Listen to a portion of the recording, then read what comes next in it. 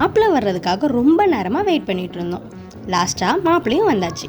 மாப்பிள்ளை வந்ததுக்கப்புறமா function start ஆகிடும். அதே மாதிரி மாப்பிள்ளையை உள்ளே வெல்கம் பண்ணியாச்சு. மாப்பிள்ளை வீட்டில் இருந்து பொண்ணுக்கு தாம்பளை தட்டெல்லாம் கொடுப்பாங்க. அந்த தட்டெல்லாம் பொண்ணு வாங்கி வச்சுட்டு அதில் தான் அவங்களுடைய சாரியும் இருக்கும். அதையும் வாங்கினதுக்கப்புறமா ஐயர் அவங்களுக்கு ப்ரேயர் பண்ணி அந்த சாரியை அவங்க கையில் கொடுப்பாங்க. அதுக்கப்புறம் தான் நம்ம சேஞ்ச் பண்ணி விடுற மாதிரி இருக்கும்.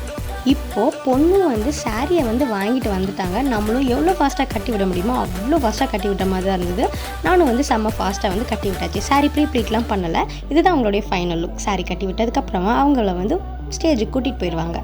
ஸ்டேஜுக்கு கூட்டிகிட்டு போனதும் பொண்ணும் மாப்பிள்ளையும் பைபிளை சேஞ்ச் பண்ணிப்பாங்க. அதுக்கப்புறமா ரிங் சேஞ்ச் பண்ணிடுவாங்க.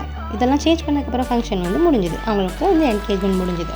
வீடியோ பிடிச்சிருந்துச்சு அப்படின்னா மறக்காமல் லைக் பண்ணுங்கள், ஷேர் பண்ணுங்கள், கமெண்ட் பண்ணுங்கள். உங்களுடைய ஈவெண்ட்க்கு நான் மேக்கப் பண்ணணும் அப்படின்னா ஸ்க்ரீனில் தெரியுற நம்பருக்கு கான்டாக்ட் பண்ணுங்கள். டாடா, பாய்.